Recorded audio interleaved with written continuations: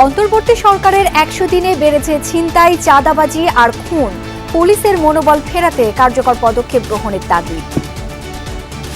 আমাদের মাঠ পর্যায়ে যে সমস্ত কর্মকর্তারা রয়েছে তারা কিন্তু আমাদের পুলিশ সদস্য, পুলিশ কর্মকর্তা যারা রয়েছেন তাদেরকে বিভিন্ন ধরনের ইনস্ট্রাকশন দিচ্ছেন। পুলিশকে যদি পাহারা দিয়ে রাখতে হয় আর্মির, তাহলে সেই আইন শৃঙ্খলা পরিস্থিতি কাজ করবে কিভাবে? নতুন পাঠ্য বইয়ে স্থান পাচ্ছে শহীদ আবু সাঈদ ও মুগ্ধের আত্মত্যাগ, গণ অভ্যুত্থানের গ্রাফিতি, বাদ যাচ্ছে শেখ হাসিনার ছবি আর উদ্ধৃতি।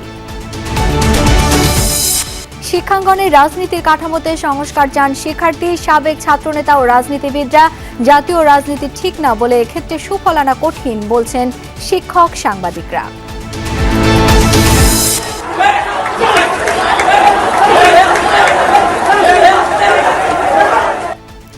চট্টগ্রাম পলিটেকনিকে সিট বরাদ্দ নিয়ে দুপক্ষের সংঘর্ষের ঘটনায় ক্যাম্পাস থমথমে।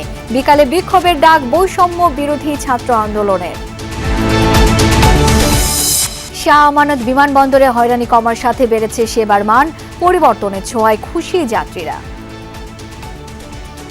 লাগেজগুলো কাটা ছেড়ে পাওয়া যেত, এখন ইনশাআল্লাহ বারবার এবং সবকিছু তাড়াতাড়ি হয়ে গেছে। কিছু সিন্ডিকেট ভাঙছে, ওটা ঠিক আছে, আগের থেকে কিছুটা বেটার।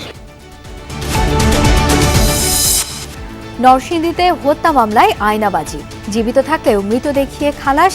একই রকম ঘটনায় আশুলিয়ায় কুলসুম পুলিশ হেফাজতে।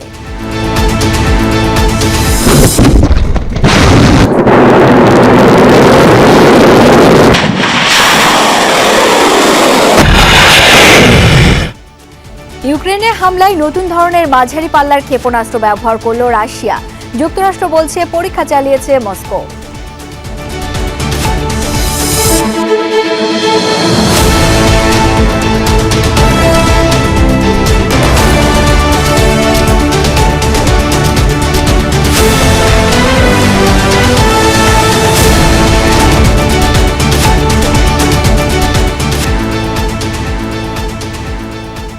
আমন্ত্রণ দুপুরের বাংলাদেশে, আপনাদের সাথে আছি আমি শাওন দত্ত। এতক্ষণ শিরোনাম দেখছিলেন। বাহ, দেখেছো কি উজ্জ্বল আলো? ঠিক তোমার মতো। ক্লিক এলইডি, সবচেয়ে বেশি উজ্জ্বল আলো। অন্তর্বর্তী সরকারের ১০০ দিনেও পুরো দমে কাজ শুরু করতে পারেনি পুলিশ। ছিনতাই, চাঁদাবাজি, খুন বেড়েছে। গেল ৩ মাসে রাজধানীতেই প্রতিদিন গড়ে একটি খুন আর ছিনতাই হয়েছে। বেসরকারি সংস্থা আইন ও সালিশ কেন্দ্রের হিসাবে গণপিটুনিতে নিহত হয়েছেন কমপক্ষে ৬৮ জন। আইন শৃঙ্খলা পরিস্থিতি নিয়ে উদ্বেগ জানিয়ে অপরাধ বিশ্লেষকরা বলছেন, চলমান পুলিশ কাঠামোই পরিস্থিতির উন্নয়ন কঠিন। কিন্তু পুলিশ কর্মকর্তাদের দাবি উল্টো। রিয়াজ রায়হানের রিপোর্ট। গা ছমছমে এমন দৃশ্য এখন রাজধানীবাসীর নিত্যসঙ্গী। নগর, মহানগরে, এমনকি প্রত্যন্ত অঞ্চলেও একই চিত্র। কখনো কখনো সিনেমার দৃশ্যকেও হার মানায় ছিনতাই, খুনের কিছু ঘটনা। আইনশৃঙ্খলা পরিস্থিতির উন্নতিতে নানা উদ্যোগ ছিল বর্তমান সরকারের গেল ১০০ দিনে। বিশেষ করে যৌথ বাহিনীর অভিযান কিছুটা হলেও স্বস্তি দিয়েছে আতঙ্কের নগরীতে। তবে এখনো পুরোপুরি আতঙ্ক কাটেনি নাগরিকদের। পুলিশের প্রতি মানুষের যে একটা ভয় ছিল, এটা উঠে গিয়েছে। আমরা যেমন সেনাবাহিনীর ইউনিফর্ম দেখলে আমরা অনেকটা বিচলিত হই বা ভয় পেয়ে আমরা অপরাধ থেকে দূরে থাকার চেষ্টা করি, কিন্তু পুলিশের প্রতি মানুষের ওই আস্থাটা হারিয়ে গেছে। তারা যেহেতু আস্তে আস্তে ব্যাক করতেছেন, তো ইনশাল্লাহ আস্তে আস্তে আগের থেকে ডেভেলপ হচ্ছে আর কি। সরকারি হিসেবে গেল সেপ্টেম্বর ও অক্টোবরে সারা দেশে খুনের মামলা হয়েছে ৫২২টি। এ সময়ে ধর্ষণ আর নারী নির্যাতনের ঘটনায় মামলা হয়েছে ৭৭৪ ও ১,৮০০। আর আইন ও সালিশ কেন্দ্রের আগস্ট থেকে অক্টোবরের হিসাব বলছে এ সময়ে ৭৩টি ধর্ষণের ঘটনা আর রাজনৈতিক সংঘর্ষে মারা গেছে অন্তত ৩৫ জন। তবে আইনশৃঙ্খলা পরিস্থিতি এখন স্বাভাবিক আছে বলে দাবি কর্মকর্তাদের। আমাদের মাঠ পর্যায়ে যে সমস্ত কর্মকর্তারা রয়েছে তারা কিন্তু প্রতিনিয়তই আমাদের যে ফিল্ড ইউনিট যেগুলো রয়েছে, তাদের জুরিসডিকশনে যে সমস্ত ইউনিটগুলো রয়েছে সেগুলো ভিজিট করছেন। আমাদের পুলিশ সদস্য, পুলিশ কর্মকর্তা যারা রয়েছেন তাদেরকে বিভিন্ন ধরনের ইনস্ট্রাকশন দিচ্ছেন। কোন ধরনের অপরাধ কোন কোন এলাকায় বেশি হচ্ছে সেই এলাকা ভিত্তিক অপরাধগুলোকে আইডেন্টিফাই করা এবং এরপরে সেই এলাকাতে এটা কোথায় বেশি হয় সেই স্পটগুলিকে আইডেন্টিফাই করা এবং কখন কোন সময় হয় সেটাকে আইডেন্টিফাই করা এবং এর সাথে কারা জড়িত। পরিসংখ্যানে যাই হোক আর কর্মকর্তারাই যাই বলুক না কেন, আইনশৃঙ্খলা পরিস্থিতির বাস্তব অবস্থা বেশ নাজুক বলে মনে করেন অপরাধী বিশ্লেষকরা। এর কিছু বাস্তবতাও আছে বলে মনে করেন তারা। তখনকার পুলিশ আইনশৃঙ্খলা রক্ষাকারী বাহিনী মানবাধিকার লঙ্ঘন করেছে, তারপরে গুম, মানবাধিকার লঙ্ঘন সহ নানা রকম ঘটনার সাথে জড়িত ছিলেন। সেটার প্রেক্ষিতে জনগণের সাথে পুলিশের একটা দূরত্ব তৈরি হয়েছে এবং আস্থার সংকট তৈরি হয়েছে। পুলিশকে যদি পাহারা দিয়ে রাখতে হয় আর্মির, তাহলে সেই আইনশৃঙ্খলা পরিস্থিতি কাজ করবে কিভাবে? এখানকার অপরাধ ব্যবস্থা, ঢাকায় কারা অপরাধ করছেন তাদের পরিচয় কী, কিংবা সোর্সগুলোকে অ্যাক্টিভ করা এবং কি উপায়ে এটাকে নিয়ন্ত্রণ করতে পারেন, প্রতিরোধ করতে পারেন, আইনগত ব্যাপারগুলোকে কিভাবে জোরালো করা যায়, এই যে সময়টুকু লেগে যাচ্ছে আইনশৃঙ্খলা পরিস্থিতি একেবারে পূর্ণ মাত্রায় স্বাভাবিক করার প্রশ্নে, এই সময়টুকুকেই অপরাধীরা অপরাধ করার সুযোগ হিসাবে মনে করছে। পুলিশ সদস্যদের ভেঙে পড়া মনোবল ফেরাতে বাহিনী থেকেই কার্যকর উদ্যোগ নিতে হবে বলে মনে করেন বিজ্ঞজনরা। রিয়াজ রায়হান, যমুনা নিউজ, ঢাকা। আগামী বছরের পাঠ্য বইয়ে স্থান পেয়েছে শহীদ আবু সাঈদ এবং মীর মুগ্ধের আত্মত্যাগ। থাকছে ছাত্র জনতার আন্দোলন কেন্দ্রিক গ্রাফিতি। এছাড়া কাউকে ছোট বড় না করে নির্মোহভাবে তুলে ধরা হচ্ছে দেশের ইতিহাসের নায়কদের। সহকর্মী ভাস্কর ভাদুরীকে এসব তথ্য জানিয়েছেন জাতীয় শিক্ষাক্রম ও পাঠ্যপুস্তক বোর্ড বা এনসিটিবির চেয়ারম্যান AKM রিয়াজুল হাসান। তিনি জানান, পাঠ্য বই থেকে বাদ দেওয়া হচ্ছে সাবেক প্রধানমন্ত্রীর ছবি এবং উদ্ধৃতি। ছাপাখানাগুলোতে নতুন বইয়ের আকর্ষণীয় গন্ধ। রাজনৈতিক পট পরিবর্তনের সাথে তাল মিলিয়ে পরিবর্তিত হচ্ছে নতুন বছরের পাঠ্যক্রম। নতুন শিক্ষাক্রমের আলোকেই দেয়া হবে প্রথম থেকে তৃতীয় শ্রেণীর বই। চতুর্থ থেকে দশম শ্রেণীর পাঠ্য বইয়ে থাকছে পরিমার্জন। নতুন শিক্ষাক্রমের পরিবর্তে মোটা দাগে বেছে নেওয়া হয়েছে আওয়ামী লীগ সরকারের আমলে বাতিল করা 2012 সালের পাঠ্যক্রম।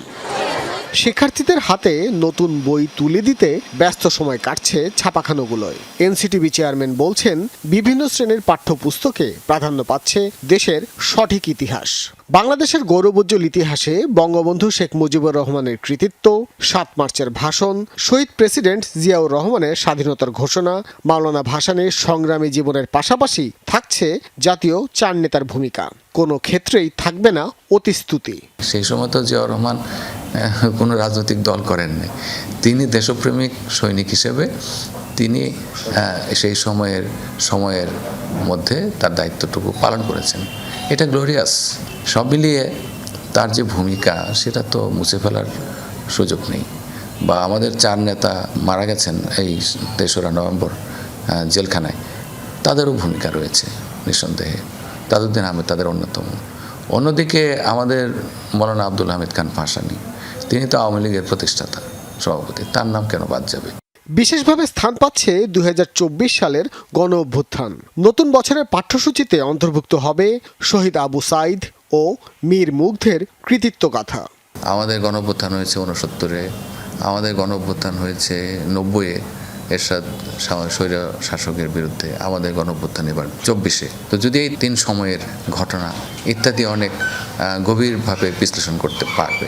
গত 15 বছর পাঠ্য বইয়ে ছিল সাবেক প্রধানমন্ত্রীর বিভিন্ন ছবি এবং বক্তব্যের উদ্ধৃতি। দৃষ্টিকটু এসব লেখা ও ছবি বাদ দেওয়ার কথা জানান ডক্টর রিয়াজুল। কভারের শুরুর ইনারে এবং পেছনের পৃষ্ঠার ইনারে পর্যন্ত এই দলীয় প্রচার প্রপাগান্ডার ছবি এবং তার বর্ণনা এগুলো অন্তর্ভুক্ত করা হয়েছে। তো শিক্ষার্থীরা তো ওই বইটা একটা বিষয়ের বই হিসেবে দেখতে চায় এবং তাদের স্বপ্নের কথা শুনতে চায়। কোনো দলের কথা তো শুনতে চায় না, এটা তো তার কথা না। পাঠ্যপুস্তক তো কোনো দলীয় বিষয়ের হতে পারে না।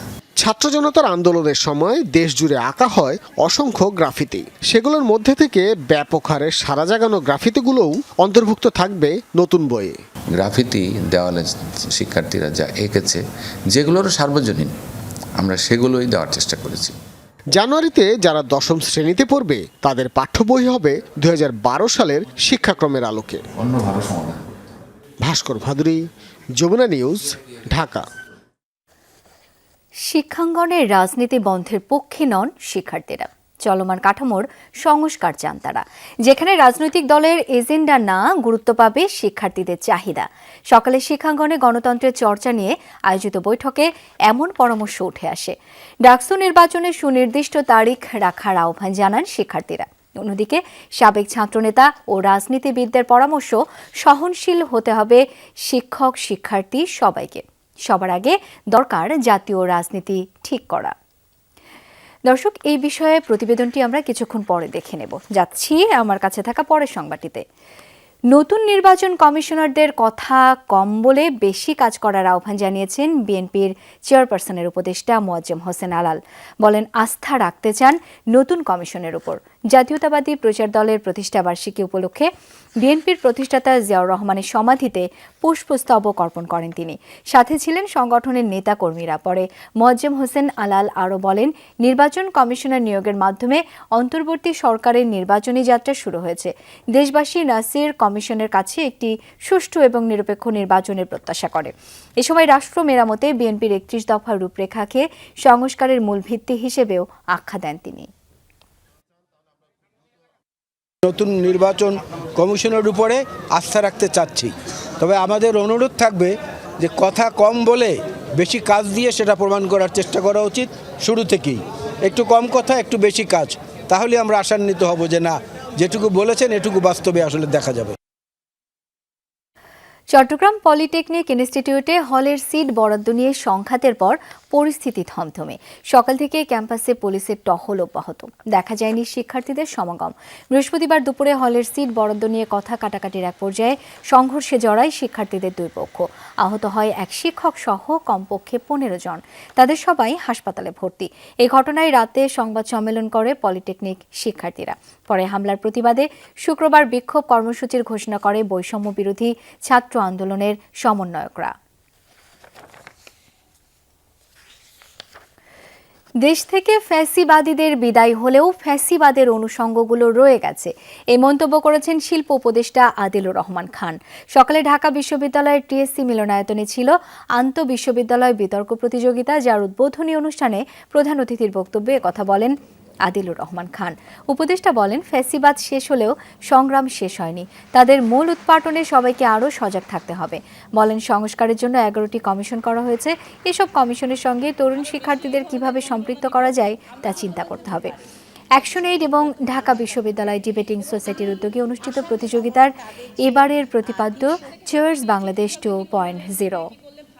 গুম হয়ে যাওয়া, বন্দী হয়ে যাওয়া এবং আমাদের সাথীদের নির্যাতনে থাকা, এই প্রসঙ্গগুলো দেখতে হয়েছে। আপনারা সেইটার অবসান ঘটিয়েছেন এই জুলাই গণঅভ্যুত্থান বা বিপ্লবের মাধ্যমে। বাংলাদেশের ফ্যাসিবাদের পতন হলেও কিন্তু সংগ্রাম শেষ হয়ে যায় না, তার এলিমেন্টসগুলো বজায় থাকে, যেটাকে উচ্ছেদ করতে হয়। নতুন নিয়োগ পাওয়া প্রধান নির্বাচন কমিশনার এএমএম নাসির উদ্দিন সহ বাকি 4 নির্বাচন কমিশনার শপথ নেবেন রোববার দুপুরে। সুপ্রিম কোর্টের জনসংযোগ বিভাগ থেকে তথ্য জানানো হয়েছে। বিজ্ঞপ্তিতে বলা হয়, রোববার দুপুর 1:30টায় নতুন প্রধান নির্বাচন কমিশনার ও 4 কমিশনারকে শপথ বাক্য পাঠ করাবেন প্রধান বিচারপতি সৈয়দ রেফাত আহমেদ। সিসি ছাড়াও নতুন কমিশনে আছেন সাবেক অতিরিক্ত সচিব আনোয়ারুল ইসলাম সরকার, সাবেক জেলা ও দায়রা জজ আব্দুর রহমান এল মাসুদ, সাবেক যুগ্ম সচিব বেগম তহমিদা আহমদ এবং অবসরপ্রাপ্ত ব্রিগেডিয়ার জেনারেল আবুল ফজল মোহাম্মদ সানাউল্লাহ। গণ অভ্যুত্থানের পর গত 5 সেপ্টেম্বর পদত্যাগ করে হাবিবুল আওয়াল কমিশন। 2.5 মাসের মাথায় 5 সদস্যের নতুন নির্বাচন কমিশন গঠন করেছে অন্তর্বর্তী সরকার।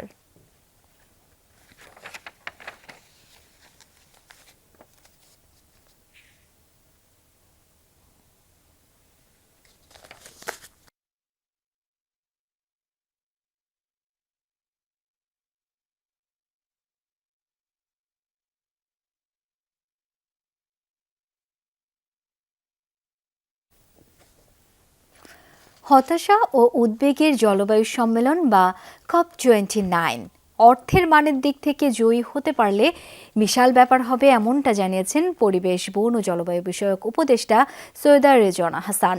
যমুনা টেলিভিশনকে দেওয়া সাক্ষাৎকারে তিনি বলেন, টাকার অঙ্ক ঘিরে ক্ষতিগ্রস্ত দেশগুলোর মধ্যে যেন ঐক্যটা ভেঙে না যায়, সেদিকেও খেয়াল রাখতে হবে। যত তহবিল আসবে তার অর্ধেক ব্যয় হবে বন্যা পীড়িতদের জন্য। তার অভিমত, সম্মেলনের প্রক্রিয়া চালু রাখা জরুরি। আজারবাইজান থেকে আহমেদ রেজার প্রতিবেদনে বিস্তারিত। 29তম জলবায়ু সম্মেলনের শেষ দিনে আলোচনা চলছে অর্থের দর কষাকষি নিয়ে। ক্ষতিগ্রস্ত দেশগুলোর প্রতিনিধি হিসেবে বাংলাদেশ অর্থমানের দিকে তাকিয়ে। এবারের সম্মেলন একটা অংশে হতাশার হলেও ঐক্য ও কপের প্রক্রিয়া চালিয়ে রাখা জরুরি বলে মনে করেন পরিবেশ, বন ও জলবায়ু বিষয়ক উপদেষ্টা সৈয়দা রিজওয়ানা হাসান। এবার কিন্তু বিরুদ্ধ স্বার্থ অনেক বেশি মুখোমুখি অবস্থান নিয়েছে। স্বল্পোন্নত দেশগুলো বা ক্ষুদ্র দ্বীপরাষ্ট্রগুলো, G77 এবং চায়না। আমরা যদি ঐক্যবদ্ধ থাকতে পারি, এটাও কিন্তু এই কপের বড় অর্জন। কাজে আমাদেরকে হ্যামার করতে হবে একটা রাজনৈতিক অবস্থানকে ভিত্তি করে, যেটা হবে যে মিটিগেশন করো, এই জীবাশ্ম জ্বালানি থেকে কার্বন ইমিশন এবং অন্যান্য গ্রিনহাউস গ্যাসের ইমিশনটা কমাও। সেখানে যদি চিন্তা করেন, সেখানে কিন্তু এইবারের কপ বেশ হতাশারই উদ্বেগ। এবারের কপে যে পরিমাণ অর্থ দরকার সে পরিমাণ অর্থ পাওয়া যাবে না, সেটা নিশ্চিত। এছাড়া এবার অর্থায়নের কপ যখন বলা হচ্ছিল, তখন মার্কিন যুক্তরাষ্ট্র ভিন্ন বাস্তবতায় ছিল। ইউরোপেরও কিছু কিছু দেশের রাজনৈতিক বাস্তবতা বদলে যাচ্ছে।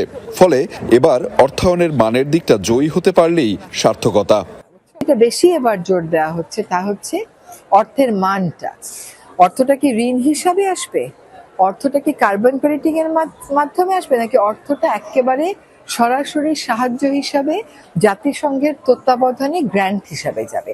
যদি এই অর্থের মানটার ব্যাপারে আমরা একটা সমঝোতায় পৌঁছাতে পারি এবং আমাদেরকে মার্কেট ড্রিভেন ওই যে কার্বন ট্রেডিং এগুলোর দিকে ঠেলে না দেয়া হয়, এইটা কিন্তু আমি একটা জয় হিসাবে ধরে নেব।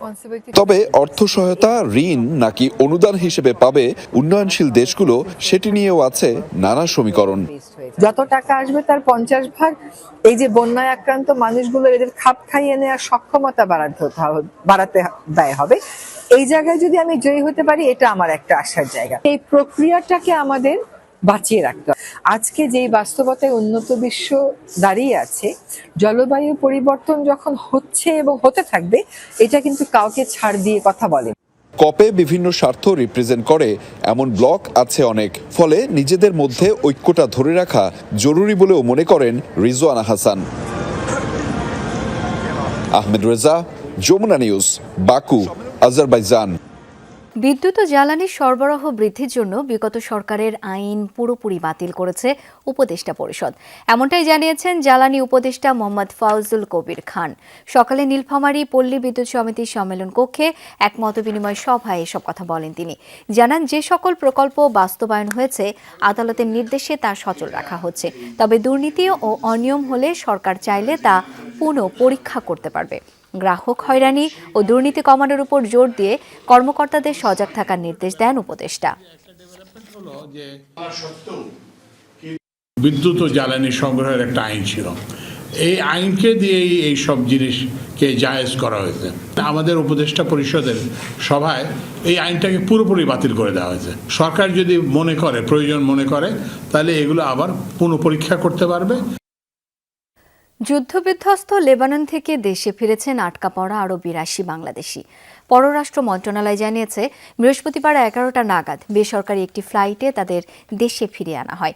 পররাষ্ট্র মন্ত্রণালয়, প্রবাসী কল্যাণ ও বৈদেশিক কর্মসংস্থান মন্ত্রণালয় এবং আন্তর্জাতিক অভিবাসন সংস্থা IOM এর সহযোগিতায় দেশে ফিরেছেন তারা। সরকারি খরচে ৭৬ জন এবং IOM এর সহযোগিতায় ফিরেছেন ৬ জন। এ পর্যন্ত যুদ্ধবিধ্বস্ত লেবানন থেকে দেশে ফিরলেন ৬৯৭ জন। এছাড়া বোমা হামলায় একজন বাংলাদেশি নিহত হবার খবর পাওয়া গেছে। পররাষ্ট্র মন্ত্রণালয় থেকে জানায়, লেবানন থেকে যারা দেশে ফিরতে ইচ্ছুক তাদের সবাইকে সরকার নিজ খরচে দেশে ফেরত আনবে।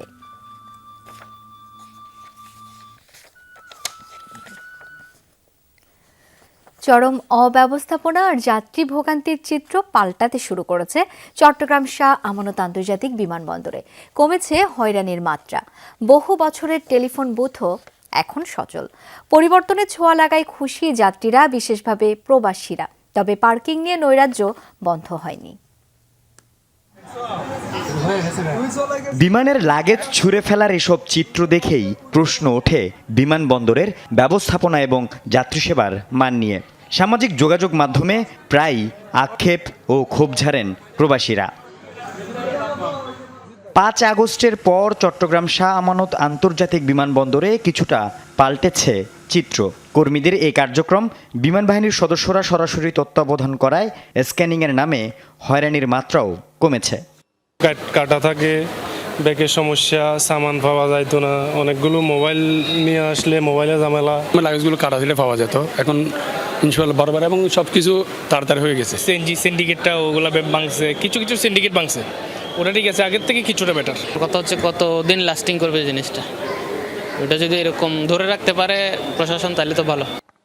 বছরের পর বছর ধরে অচল টেলিফোন বুথও এখন সচল। বিমানবন্দরে পৌঁছেই যাত্রীরা বিনামূল্যে ফোন করতে পারছেন স্বজনদের। আচ্ছা, তোমার বাদ দিতে হয় চলে এসি। এখন আমি ফোন করতে অনেক সুবিধা হয়েছে, বিদেশ থেকে আসি, আর না তো বাইরে যাইতে হয়, আবার লোককেও খুঁজতে হয়। তবে বিপরীত চিত্রও আছে। বিমানবন্দরের পার্কিংয়ে সিএনজি অটোরিকশার দৌরাত্ম্য এবং যাত্রীদের জিম্মি করে বাড়তি ভাড়া আদায় বন্ধ হয়নি এখনও। অভিযোগ ওঠায় পার্কিংয়ের ইজারা বাতিল করেছে কর্তৃপক্ষ। পার্কিং এরিয়ায় যাত্রীদের টানাটানি হিসাহিসি অনেক ধরনের অপ্রীতিকর ঘটনা ঘটতো। অনেক সময় তাদের কাছে টাকা বা বিদেশি মুদ্রা বা তাদের লাগেজের কোনো একটা পার্ট নিয়ে যাওয়া হতো। এখানে আসলে আমাদের পার্কিং এরিয়ায় কয়েকটা গ্রুপ খুবই তৎপর ছিল। এ পরিবর্তন যেন সাময়িক না হয়, সেটাই প্রত্যাশা বিমানবন্দর ব্যবহারকারীদের। আল আমিন শিকদার, যমুনা নিউজ, চট্টগ্রাম। 2026 সালে এলডিসি থেকে উত্তরণের যে পরিকল্পনা গ্রহণ করা হয়েছিল তা বাস্তবমুখী নয়। এই ফাঁদ থেকে বেরিয়ে আসতে হবে জানান ডিবেট ফর ডেমোক্রেসির চেয়ারম্যান হাসান আহমেদ চৌধুরী কিরণ। ভবিষ্যতে রাজনীতিতে আসতে ইচ্ছুকদের পতিত সরকারের অবস্থা থেকে শিক্ষা নেয়ার আহ্বান জানান তিনি। সানেমের নির্বাহী পরিচালক বলেছেন, দুর্ভাগ্য হলেও সত্যি জটিল প্রক্রিয়ার কারণে দ্রুত হয় না বিচার কাজ। যিনি রাজনীতি করেন তিনি ব্যবসা করেন, যিনি ব্যবসা করেন তিনি। অনুষ্ঠিত হলো আর্থিক খাতে বিশৃঙ্খলা তৈরিতে ব্যবসায়ীদের রাজনৈতিক সম্পৃক্ততা নিয়ে ছায়া সংসদ। বিতর্ক অনুষ্ঠানে সরকারি পক্ষে ছিল ইডেন মহিলা কলেজ আর বিপক্ষে তিতুমির কলেজ। প্রধান অতিথি হিসেবে উপস্থিত ছিলেন সানেমের নির্বাহী পরিচালক অধ্যাপক ডক্টর সেলিম রায়হান। বাজার থেকে অর্থনীতি সম্পূর্ণ ব্যবসায়ীদের দখলে হয়। প্রবৃদ্ধি এবং মূল্যস্ফীতি একদিকে যেমন ঋণাত্মক হচ্ছে, অন্যদিকে তেমন ধনাত্মক হচ্ছে। বিতর্ক অনুষ্ঠানে ডিবেট ফর ডেমোক্রেসির চেয়ারম্যান বলেন, পতিত সরকারের আমলে আর্থিক খাতে যে ক্ষত তৈরি হয়েছে তা কল্পনাতীত। তিনি আরও বলেন, দেশের আর্থিক খাত ধ্বংসের মূল কারিগর নাফিস সারাফাত। যারা গোয়েন্দা সংস্থাকে ব্যবহারের মাধ্যমে অপকর্ম করেছে তাদের শাস্তির আওতায় আনার দাবিও জানান তিনি। ব্যবসায়ীদের যে ক্ষুদ্র অংশ আজকে এই অসৎ কাজের সাথে যুক্ত বলা হচ্ছে, সেই ক্ষুদ্র অংশরাই কিন্তু রাষ্ট্রের ব্যবসা বাণিজ্যের দুর্নীতি, অন্যায়, অর্থ পাচার, টাকা লুট, তীর খেলাপি, ব্যাংক খেলাপি এসব করে থাকেন। তাই এই ক্ষুদ্র অংশকে কিন্তু প্রতিহত করবার জন্য আমাদেরকে খেয়াল রাখতে হবে।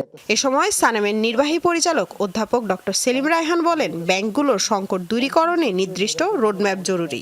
পরামর্শ, পুরো ব্যাংকিং সেক্টরের নজরদারির দায়িত্ব বাংলাদেশ ব্যাংকের হাতে দিতে হবে। এই প্রভাবশালী যারা ব্যাংকার্স অ্যাসোসিয়েশনের যারা নেতারা, তারা বসে ব্যাংকিং সেক্টরে সুদের হার অথবা বিভিন্ন পলিসিসগুলো কি হবে সেগুলো তারা কোনো হোটেলে বসে ঠিক করে তারা বাংলাদেশ ব্যাংকে জানিয়ে দিয়েছে, এবং বাংলাদেশ ব্যাংকের গভর্নর সেগুলো কোনো রকম বিচার বিবেচনা ছাড়াই সেগুলো তারা, আগের গভর্নরদের কথা বলছি, তারা সেগুলো তারা বাস্তবায়ন করেছে।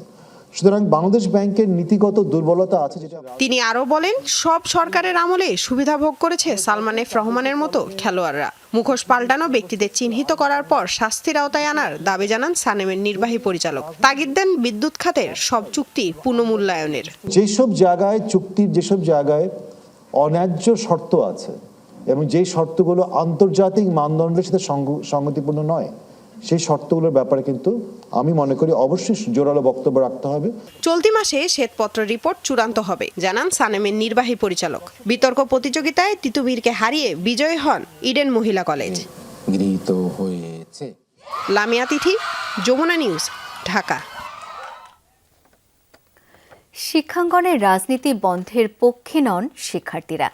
চলমান কাঠামোর সংস্কার চান তারা, যেখানে রাজনৈতিক দলের এজেন্ডা না, গুরুত্ব পাবে শিক্ষার্থীদের চাহিদা। সকালে শিক্ষাঙ্গনে গণতন্ত্রের চর্চা নিয়ে আয়োজিত বৈঠকে এমন পরামর্শ উঠে আসে। ডাকসু নির্বাচনে সুনির্দিষ্ট তারিখ রাখার আহ্বান জানান শিক্ষার্থীরা। অন্যদিকে সাবেক ছাত্রনেতা ও রাজনীতিবিদদের পরামর্শ, সহনশীল হতে হবে শিক্ষক, শিক্ষার্থী সবাইকে। সবার আগে দরকার জাতীয় রাজনীতি ঠিক করা। যমুনা টিভির যৌথ শিক্ষাঙ্গনে গণতন্ত্রের চর্চা নিয়ে গোলটেবিল বৈঠক। যৌথভাবে এর আয়োজক ডেমোক্রেসি ইন্টারন্যাশনাল ও যমুনা টেলিভিশন, সহযোগিতায় ইউএসএআইডি। শুক্রবার সকালের এই আয়োজনে অংশ নেন শিক্ষার্থী, সাবেক ও বর্তমান ছাত্রনেতা, শিক্ষক ও সাংবাদিকরা। অনেক বিষয় আমরা শুরুতেই ক্যাম্পাসে ছাত্র রাজনীতি নিয়ে শিক্ষার্থীদের মতামত জানতে চান বৈঠকের সঞ্চালক, যমুনা টেলিভিশনের assignment editor Roksana Anjuman Nicole. ছাত্র নেতারা বলেন, রাজনৈতিক পট পরিবর্তন হলেও অনেক প্রতিষ্ঠানে ছাত্র রাজনীতির চর্চা আগের মতোই আছে। যখন শিক্ষার্থীরা তাদের প্রতিনিধি চুজ করার জন্য তারা ভোট দিতে পারবে, তারা শিক্ষার্থীদের তাদের প্রতিনিধি চুজ করবে যে কারা তাদের হয়ে কথা বলবে, তাদের কাছে তারা যেতে পারবে, সেটা প্রথমত গণতন্ত্রের জন্য এটা খুবই জরুরি। ছাত্র রাজনীতি নিষিদ্ধ করা বা ছাত্র রাজনীতি রাখা, যে কোনো কিছুর মধ্যেই যদি আমি দেখতে চাই যে কোন জিনিসটা সাস্টেইন করবে, সেক্ষেত্রে সবথেকে বেটার হচ্ছে এখানকার যে স্টুডেন্ট অর্গানাইজেশনগুলো ফাংশন করছে তাদের কাছ থেকে একটা কমিটমেন্ট থাকা। ছাত্র রাজনীতি মানে জোরপূর্বক কাউকে প্রোগ্রামে নিয়ে যাওয়া, ছাত্র রাজনীতি মানে শো ডাউনের পলিটিক্স, ছাত্র রাজনীতি মানে ফাও খাওয়া, ছাত্র রাজনীতি মানে চাঁদাবাজি, টেন্ডারবাজি করা। কিন্তু 24-এর অভ্যুত্থান পরবর্তী আমরা বলছি আমরা ছাত্র রাজনীতির যৌক্তিক সংস্কার চাই। ঠিক আছে, আমাদের সরকার পতিত হয়েছে, আমাদের ছাত্রলীগ হল থেকে বিতাড়িত হয়েছে, কিন্তু সিস্টেমটা তো আগের সিস্টেমই আছে। আপনার যে ইউনিভার্সিটির যে সিস্টেম, ফ্যাকাল্টিগুলো যেভাবে চলে, ডিপার্টমেন্টগুলোর মধ্যে কোনো সমন্বয় নেই। যারা হচ্ছে স্পেসিফিক কোনো একটা দলের সাথে যুক্ত ছিল তারাই আসলে সব প্রায়োরিটি পাচ্ছে, কিংবা তারাই সব কিছু দখল করে নিচ্ছে। সো সাধারণ শিক্ষার্থীদের মনে একটা ভয়ের জায়গা সৃষ্টি হয়েছে যে আলটিমেটলি আমি যে বাক স্বাধীনতাটা এখন পেলাম এটা আসলে সাস্টেইন করবে কিনা। আলোচনায় শিক্ষকরা বলেন, রাজনৈতিক দলের উপর শিক্ষার্থীদের আস্থা নেই। অন্যদিকে ছাত্রছাত্রীদের ক্ষমতার মোহ পরিত্যাগের পরামর্শ সাংবাদিকদের। মূল দলগুলোতে যে ইন্টারনাল ডেমোক্রেসির একটা সমস্যা আছে, সেদিকেও হয়তো তাকানোটা দরকার। কেন এই ছাত্র সংগঠনগুলো মূল দলের বি টিম হিসেবে উপস্থিত হয়? ক্ষমতার টান বা পাওয়ারের যে প্রভাব, এটা চুম্বকের টানের চেয়ে বেশি, এবং এটা তরুণদেরকে স্বাভাবিকভাবে অনেক বেশি মাত্রায় আকৃষ্ট করে। তারা যখন দেখে যে আমি এটা করলে নেতা আমাকে গুরুত্ব দিচ্ছে, তখন সে সেই পথেই যায়। বৈঠকে আসা সাবেক ছাত্রনেতা, রাজনীতিবিদরা বলেন, এখন ছাত্র রাজনীতি পরিবর্তনের সুযোগ, সবাই সহনশীল না হলে সেই লক্ষ্য অর্জন কঠিন। জাতীয়তাবাদী ছাত্র দল, ইসলামী ছাত্র শিবির, গণতন্ত্র মঞ্চের যে ছাত্র সংগঠনগুলি আছে, তারা, অন্যান্য সকল ছাত্র সংগঠন, তাদের সকলের একটা বন্দোবস্তের একটা প্রস্তাব থাকা দরকার যে ছাত্র রাজনীতি থাকবে, তার মাত্রা হচ্ছে এই। জাতীয় রাজনীতি ঠিক না হলে শেষ পর্যন্ত ছাত্র রাজনীতিতে ইতিবাচক প্রভাব পড়বেই না। কিন্তু ছাত্ররা ইন্ডিপেন্ডেন্ট উদ্যোগ নিতে পারবে না, কিংবা তারা কোনো নতুন ইতিহাস তৈরি করতে পারবে না, তা আমি বলছি না। তারা কিছু কিছু বিষয়ে ঐক্যমত আসতে পারে, যে হলের খাবার কেমন হবে, হলের সিট ডিস্ট্রিবিউশন কেমন হবে, টিচার সিলেকশন। আমি মনে করি ছাত্রদের এখানে নাক গলানোর কোনো বিষয় না। বিশ্ববিদ্যালয়ের প্রশাসনিক ও শিক্ষক নিয়োগ প্রক্রিয়া স্বচ্ছ করে সবাইকে ঐক্যবদ্ধ থাকার আহ্বান শিক্ষার্থীদের। উপলব্ধি বা চিন্তায় রূপান্তরিত করা। তৌহিদ হোসেন, যমুনা নিউজ, ঢাকা। জীবিত থেকেও নিজেকে মৃত দেখিয়ে খালাস পেলেন হত্যা মামলার এক আসামি। নরসিংদীতে খুনের মামলায় ওই আসামিকে অব্যাহতি দিয়েছেন আদালত। পৃথক মামলায় সম্প্রতি তাকে গ্রেপ্তার করেছে পুলিশ। মৃত আসামির জীবিত হয়ে ওঠার ঘটনায় হতবাক আইনজীবী ও স্থানীয়রা। অনুসন্ধানে দেখা গেছে আদালত থেকে শ্যামলের নথিপত্রও গায়েব। মনোহরদীতে এক গৃহবধূকে হত্যার মামলায় প্রধান আসামি শ্যামলকে 2009 সালে পলাতক দেখিয়ে গ্রেফতারি পরোয়ানা জারি করে নরসিংদীর একটি আদালত। চলতি বছরের মার্চ মাসে বিচারক আসামিকে মৃত ঘোষণা করে মামলা থেকে অব্যাহতি দেয়। কিন্তু ঘটনা নাটকীয় মোড় নেয় গত 26 অক্টোবর চাচার সাথে জমি সংক্রান্ত বিরোধের মামলায় শ্যামলকে পুলিশ গ্রেফতারের পর। শ্যামলে কয়েকদিন আগে পুলিশে ওনার বাড়ি থেকে রিপোর্ট দিছে যে উনি মৃত। তো এটা কোর্ট জাস্টিফাই করতে করতে করতে করতে 24 সালে আইসা তারপর এটা করছে যে তিনি যখন মৃত তখন 24 সালে ওনাকে খালাস দিয়ে দিচ্ছে। জীবিত আসামিকে মৃত দেখিয়ে হত্যা মামলা থেকে রেহাই হওয়ার ঘটনায় হতবাক সবাই। অভিযোগ উঠেছে ছেলের ডেথ সার্টিফিকেট দিয়ে মামলা থেকে নাম কাটিয়েছেন বাবা মা। সাকির মুখে খালাস হয়েছে, সাকির মুখে আমরা জানি না। এই দে মৃত দেখা খালাস দিব কেন স্যার? হ্যাঁ কি মৃত্যু হয়েছে? মৃত্যুরে খালাস দিত স্যার? এটা অব্বাই মিথ্যা কথা দু গ্রামে লেখা দেয়, শত্রু লেখা কিচ্ছু করার নাই স্যার। কিন্তু পলাতক আসামির মৃত্যুর সনদ দিল কারা? শ্যামলের বাড়ি যে কৃষ্ণপুর ইউনিয়নে, সেখানকার পরিষদ সচিবের দাবি তারা এই ধরনের কোনো নথি প্রদান করেননি। ওই ইউনিয়নটা তো ছিল চরমন্দাল ইউনিয়ন, ওইখান থেকে 10 সালে এই ইউনিয়নটা ভাগ হয়েছে। তবে যতটুকু শুনছি শ্যামল মিয়া ওইখান থেকে সার্টিফিকেটটা নিয়েছে। যে মামলায় শ্যামলের জালিয়াতি ধরা পড়েছে তার আইনজীবী বলছেন বিচারালয় থেকে এরই মধ্যে সব নথিপত্র গায়েব। এ ঘটনায় আদালত সংশ্লিষ্টদের যোগসাজশ আছে কিনা তা খতিয়ে দেখার দাবি জানিয়েছেন তিনি। এই আসামি যে মৃত এই সম্পর্কিত একটু রিপোর্ট আছে কিনা, সেই রিপোর্ট এইখানেও তারা লিখে দিল যে এই এই চার্জ রিপোর্টে যে না এই আসামির মৃত্যু সংক্রান্ত কোনো কাগজপত্র নথিতে নাই। যে এরকম এত বড় একটা ব্যাপার কিভাবে হাইড করা হলো, কোর্টে কারা কারা এটার সাথে জড়িত, এবং একটা যে এই মানুষগুলো যদি এইভাবে এরকম বড় বড় অপরাধীগুলো যদি মৃত দেখায় কোর্ট থেকে এত বড় মামলায় যদি সে খালাস নিয়ে যায়, তাহলে তো সে আরও খুন করতে উৎসাহিত হইব। এ বিষয়ে পুলিশ ক্যামেরায় কথা বলতে রাজি হয়নি। তারা জানিয়েছে শ্যামল বিএনপির রাজনীতির সাথে জড়িত। খালাসপ্রাপ্ত মামলাটি ছাড়াও তার বিরুদ্ধে 4টি মামলা চলমান।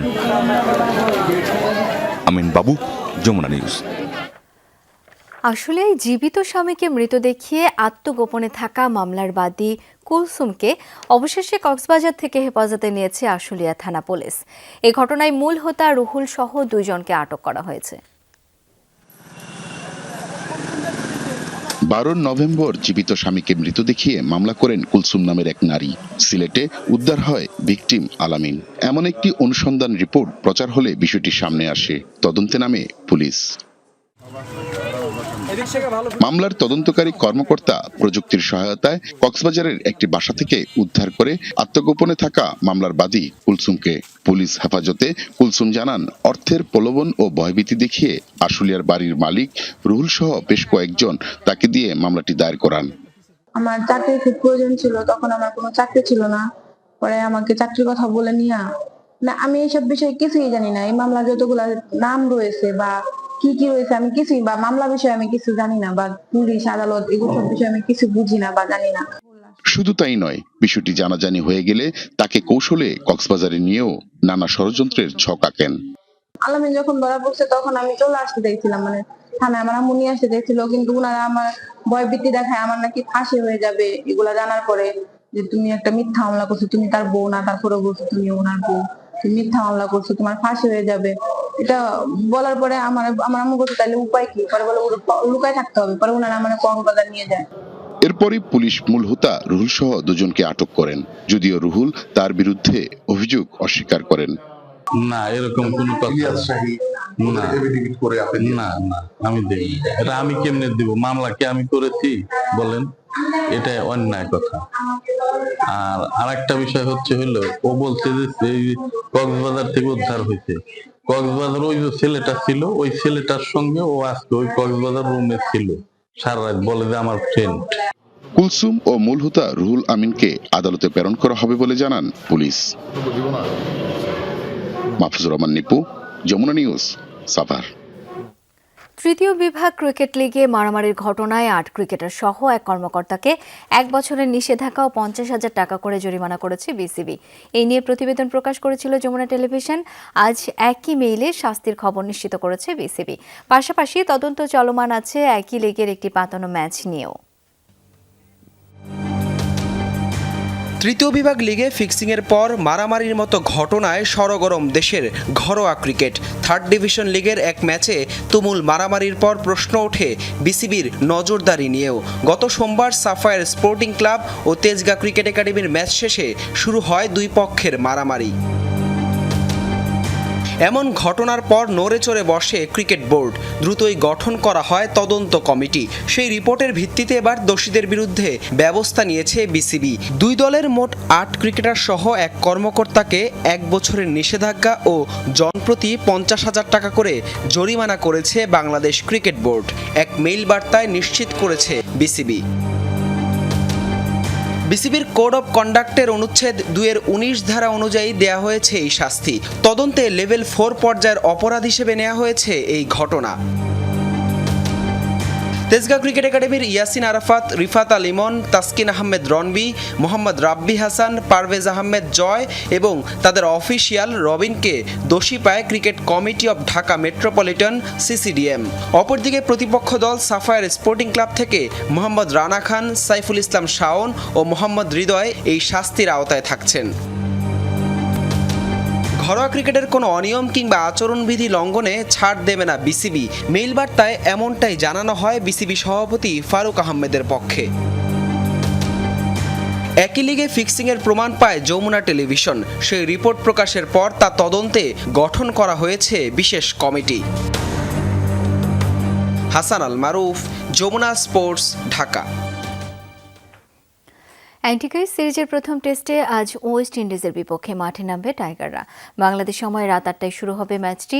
2018 সালে এই ভেন্যুতেই মাত্র 43 রানে অল আউট হয় বাংলাদেশ। পূর্বের ব্যর্থতা কাটিয়ে ঘুরে দাঁড়ানোর প্রত্যাশা অধিনায়ক মেহেদী হাসান মিরাজের। আর ঘরের মাঠে সেরাটা দিতে প্রস্তুত ক্যারিবীয়রা। খুব একটা ভালো ছন্দে নেই টাইগার ক্রিকেট। একের পর এক হার শুধুই ভারী করছে ব্যর্থতার পাল্লা। এবার মিশন ওয়েস্ট ইন্ডিজ, দুই দলের জন্যই বছরের শেষ সিরিজ। তবে ঘরের মাঠে সব দিক থেকেই বেশ এগিয়ে ক্যারিবিয়ানরা। অপরদিকে অ্যান্টিগা বাংলাদেশের জন্য যেন এক বিভীষিকার নাম। এই ভেন্যুতে 2018 সালে মাত্র 43 রানে অল আউট হওয়ার দুঃখস্মৃতি আছে টাইগারদের। একই মাঠে খেলা সবশেষ টেস্টে 2022 সালে বাংলাদেশ হেরেছে 7 উইকেটের ব্যবধানে, যেখানে 2 ইনিংসে 103 ও 245 রানে অল আউট হয় টাইগাররা। তবে এবার ঘুরে দাঁড়াতে চায় বাংলাদেশ দল, এমনটাই জানালেন অধিনায়ক মেহেদী হাসান মিরাজ। এর আগে আমরা ভালো টেস্ট ক্রিকেট খেলিনি, আমরা খুব বাজেভাবে হেরেছিলাম, বাট এবার আমরা নতুনভাবে এসেছি। আমরা এখানে প্রায় 10 দিনের মতন প্র্যাকটিস করেছি, একটা প্র্যাকটিস ম্যাচ খেলেছি। এবার আমরা নতুনভাবে এসেছি, আমরা এখানে প্রায় 10 দিনের মতন প্র্যাকটিস করেছি, একটা প্র্যাকটিস ম্যাচ খেলেছি এবং প্লেয়াররাও খুব ভালো প্রিপারেশন নিয়েছে। আমাদের টার্গেট থাকবে অবশ্যই ভালো ক্রিকেট খেলার জন্য। ইনজুরির কারণে দলে নেই অভিজ্ঞ মুশফিকুর রহিম, তবে দলে ফেরা শরীফুল ইসলাম অ্যান্টিগার উইকেটে হতে পারেন বেশ কার্যকর। অপরদিকে দক্ষিণ আফ্রিকার বিপক্ষে না খেলা আলজারি জোসেফ আছেন উইন্ডিজ দলে, তবে কাঁধের চোটের কারণে এই সিরিজে থাকছেন না জেসন হোল্ডার। তবে 4 পেসার নিয়ে প্রথম টেস্টে মাঠে নামছে ক্যারিবীয়রা। একদিন আগেই ঘোষণা করেছে তাদের একাদশ। আগে যা হয়েছে সেসব এখন অতীত। খুবই প্রতিভাবান বাংলাদেশ দলের বিপক্ষে খেলবো আমরা। আমাদের লক্ষ্য সামনের দিকে, যা আছে আমাদের সবকিছু নিয়ে ভালো একটা শুরুর অপেক্ষায় পুরো দল। সাকিব, তামিম, মুশফিকদের মতো অভিজ্ঞ ক্রিকেটার ছাড়া প্রথমবার ক্যারিবীয় সফরে টাইগাররা। যদিও তারুণ্য নির্ভর দল নিয়ে বেশ আশাবাদী নবনিযুক্ত সহকারী কোচ সালাউদ্দিন।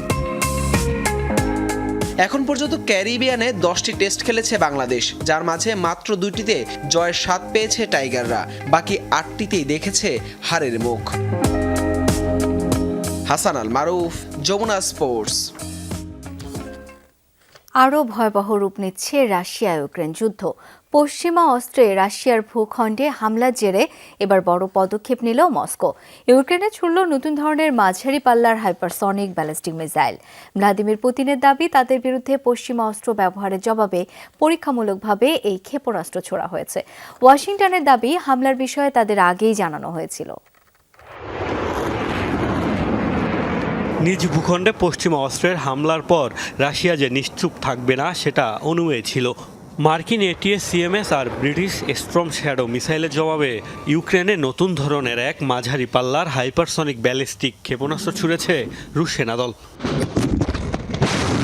ইউক্রেনের নিপ্রো শহরের প্রতিরক্ষা ঘাঁটি লক্ষ্য করে ছোড়া নতুন মিসাইলের ছদ্মনাম ওরেশনিক। অবশ্য পশ্চিমাদের হুঁশিয়ারি করতে বেশ কৌশলী ছিলেন পুতিন।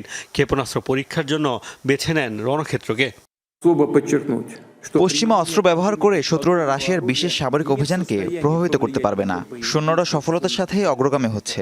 মার্কিন ও ব্রিটিশ মিসাইল ছোড়ার জবাব দিতেই ইউক্রেনের প্রতিরক্ষা কারখানায় হামলা চালিয়েছি, যার একটি ছিল মধ্যম পাল্লার হাইপারসনিক ব্যালিস্টিক মিসাইল, কিন্তু সেটি পরমাণু অস্ত্র নয়।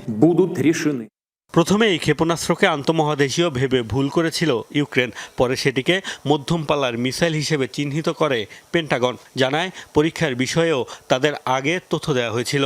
রাশিয়া পরীক্ষামূলকভাবে একটি মাঝারি পাল্লার ক্ষেপণাস্ত্র ছুড়েছে। এটি দেশটিরই RS-26 রুবেজ ইন্টারকন্টিনেন্টাল ব্যালিস্টিক মিসাইলের আদলে তৈরি। বিভিন্ন চ্যানেলের মাধ্যমে যুক্তরাষ্ট্রকে আগেই এ তথ্য জানানো হয়েছে। এদিকে ইউক্রেনের প্রেসিডেন্ট ভলোদিমির জেলেনস্কির অভিযোগ, উত্তর কোরিয়ার সেনা ব্যবহারের পর নতুন প্রযুক্তির মিসাইল ছুড়ে সংঘাত ছড়িয়ে দেওয়ার পথে আরও এগুলেন পুতিন। মোস্তফা মাহমুদ, যমুনা নিউজ। ভয়াবহ অগ্ন্যুৎপাতের কবলে ইউরোপের দেশ আইসল্যান্ড। বৃহস্পতিবার থেকে দফায় দফায় চলছে আগ্নেয়গিরির বিস্ফোরণ। গেল 3 বছরে এই নিয়ে 10মবারের মতো আইসল্যান্ডের রেকেনহাস উপদ্বীপে ঘটল অগ্ন্যুৎপাতের ঘটনা। কালো ধোঁয়ায় ছেয়ে গেছে আইসল্যান্ডের আকাশ। এমনকি রাতেও থামছে না অগ্নিবর্ষণ।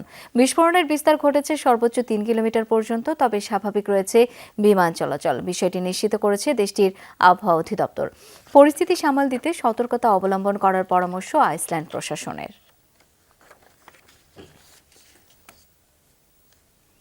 আর এই ছিল দুপুরের বাংলাদেশে। ধন্যবাদ এতক্ষণ সাথে থাকার জন্য।